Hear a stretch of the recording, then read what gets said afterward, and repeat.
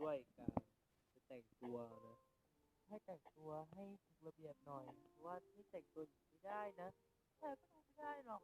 นึกไม่ออกเลยว่าจะแต่งชุดไหนไปรอชมกันเลยนะครับมารัว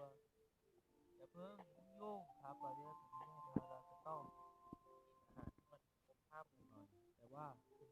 จะต้องย้อนเวลา5 นาทีย้อนแป้งวันนี้นะครับเราจะต้องทำคอนเทนต์ด้วยนะคุณแต่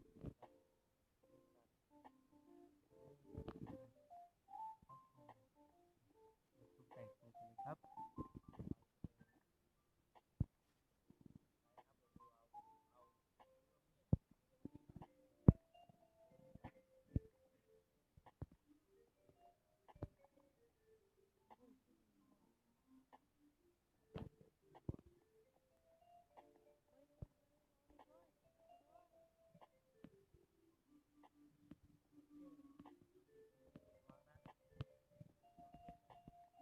น้องเช่นกันเราจะแต่งปาร์ตี้สวยงามนี่เรามาดู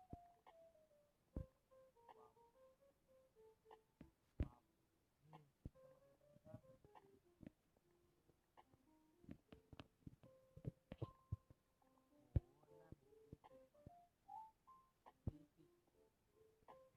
40ด้วย40ช่วยด้วยทำอะไรอยู่เลยรู้ว่าคำนี้ไม่ได้เกี่ยวเลยมันไงเล่า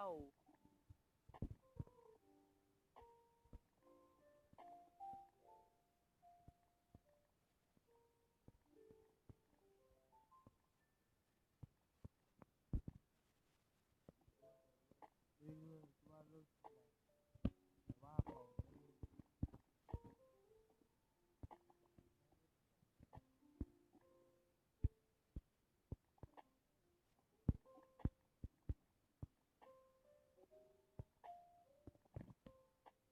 ตัวจุดเตรียมตัวจุดรวมคนเลยเราเราจะมาแต่ง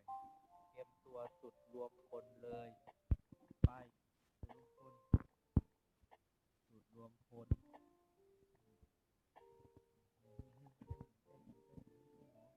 เต้นสิโอเคเฮ้ยเต้นน้องเธอหน้าสาวด้วยแล้วนี่อยู่ดีเลยนี่คือชีวิตธรรมดาก็ไม่ใช่ธรรมดาก่อนนี่มันไม่ทราบโอ้ยกินยาโดยไม่ติดยา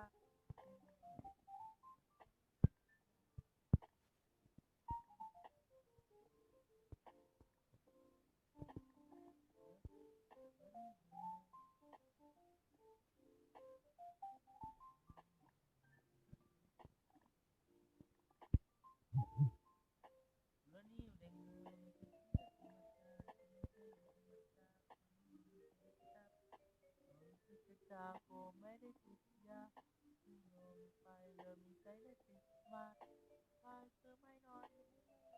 ได้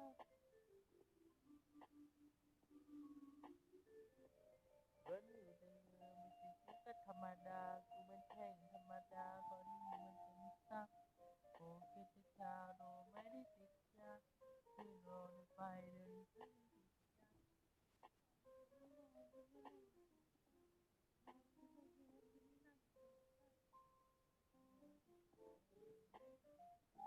ขึ้นรอในไฟเดินไม่ได้ติดมัด